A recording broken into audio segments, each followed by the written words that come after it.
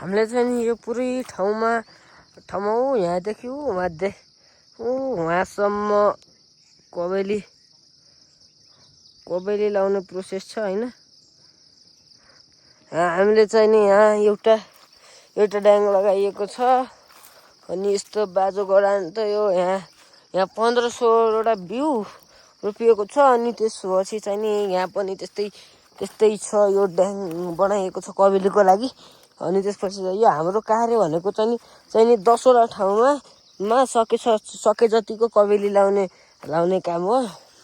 अनि हाम्रो त चाहिँ नि यो नेपालमा धेरै युवा युवतीहरूले कृषि गर्न छोडिसकेका छन् र कृषिको लागि हामीले यहाँ कृषिको क्रान्ति फैलाउने कार्यक्रममा सुरुमा हाम्रोदेखि नै सुरुवात गरेर चाहिँ नि यहाँदेखि गरे वहाँसम्म हैन।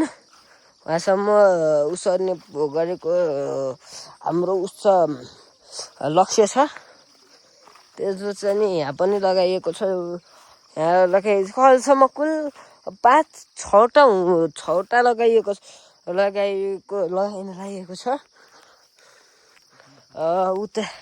उता त्यहाँ अर्को लास्ट ड्याङ बनाउँदै र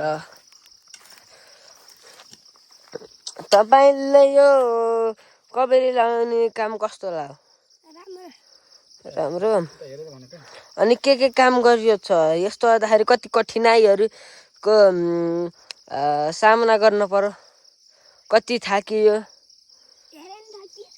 भोक कतिको लाग्यो?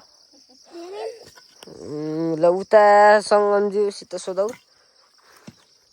तपाईँले के काम गरियो? अहिले त बसियो छ। के काम गरियो? मलाई चाहिँ अब खनिरहेको थियो। अहिले चाहिँ थाकेर यहाँ बसिरहेको छु। अहिले काम गर्छु। ल भयो।